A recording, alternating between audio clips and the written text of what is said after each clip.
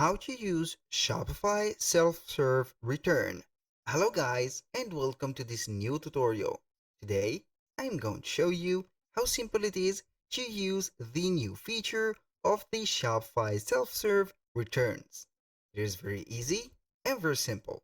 All you need to do is to follow up the tutorial from the beginning till the end and you will be good to go. The first thing that you need to do is to head over shopify.com. Then you need only to connect your account or sign in into your account. So once you have done that, you're going to see here the Shopify admin dashboard. Now, once you have completed the steps and you will see here your dashboard, you're going to set here on the left side menu, you're going to select within these items the settings. Click on settings. Now you're going to see the general settings. Now we need to set this feature and we can find it only on the customer accounts. So we are going to see here and search for the customer accounts. You're going to select these.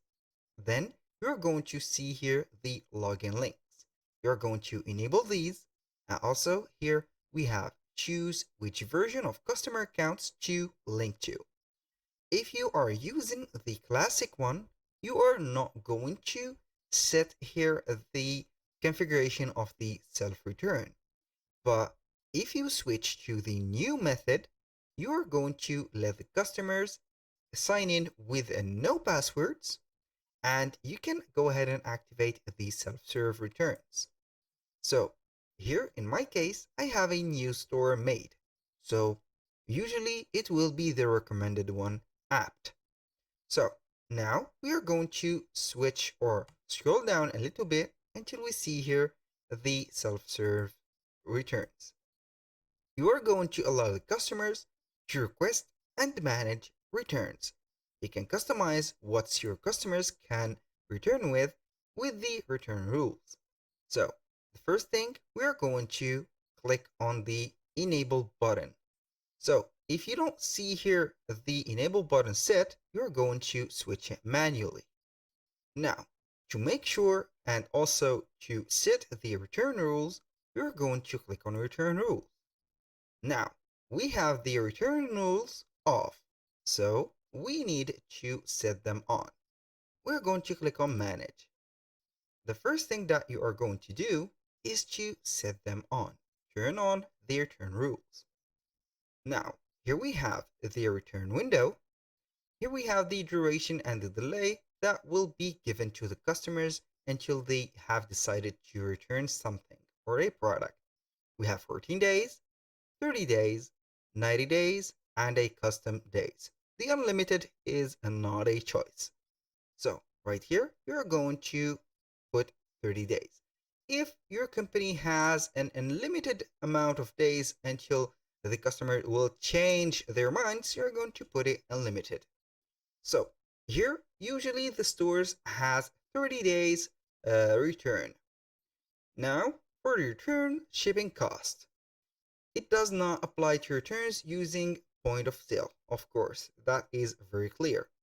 Now, you can get the choice to the customers provide return shipping. That means that the customer will pay the shipping, the return shipping. Free return shipping, that will mean that you are going to here pay for the return shipping, or you can put a flat rate return shipping.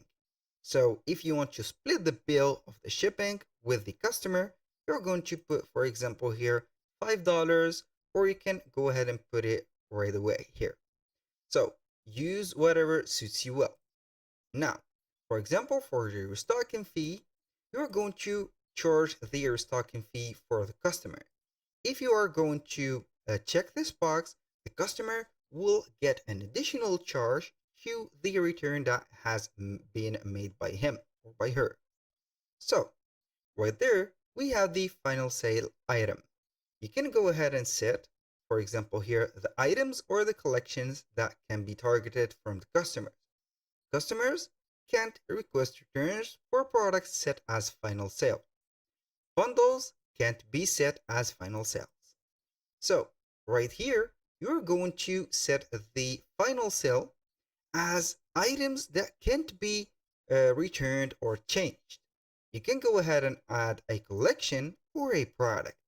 Go ahead and, for example, add here multiple products. For example, for the limited edition products, let's say that this is a limited edition. You're going to add this particular product as non changeable or non returnable. Or you can go ahead and add, for example, a collection.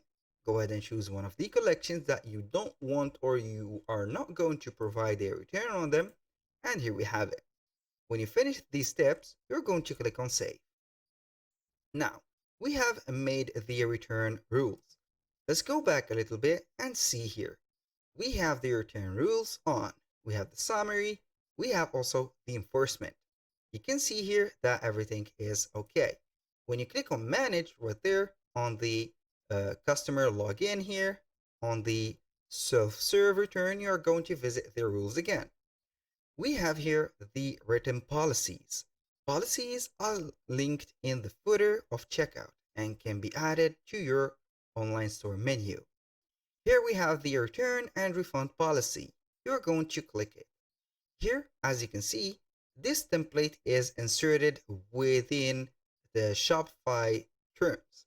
You can go ahead and delete all of these, but you are going to set here this manually if you don't want to add the store from here Shopify. As you can see, we have a lot of here empty spaces. As you can see, insert return address. This will be the information that the customer will be set. Put your email address. As a disclaimer, guys, everything created in this video, such as email addresses, accounts, are created for the sake of the video because they are fake and not very authentic to the personal uses. Go ahead and add these or the refund policy and return, then you are going to be set and okay with your customers. You can also add here the privacy policy, terms of service, shipping policy, and contact information. And here we have finished with the return rules and also with the customer account for the self-serve return. Now back to the Shopify store, you need to set up the products because how can you don't or enable this specific feature without any product? Make sure to add the product, and also you can go ahead and add for the description of the product some hints and also some rules for the return policy right here at the end of the description. I highly recommend for you to add the rules or this specific area for the titles, and also not the titles but the description of the product. Like also you can add a block, specific block right here into that specific product. So I'm going to click on preview. I will let you see here how we can do that. Now you can add a block right here at the end of the description also of the specific product area before any other widget, and also you can add it here at the description.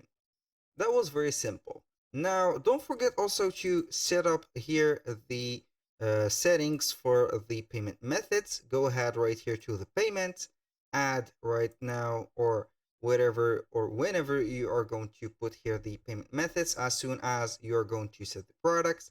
Also don't forget to set the shipping and delivery and etc. That was all for today's video. Thank you guys for watching. I hope that you have enjoyed the content and hope to see you soon on the next one.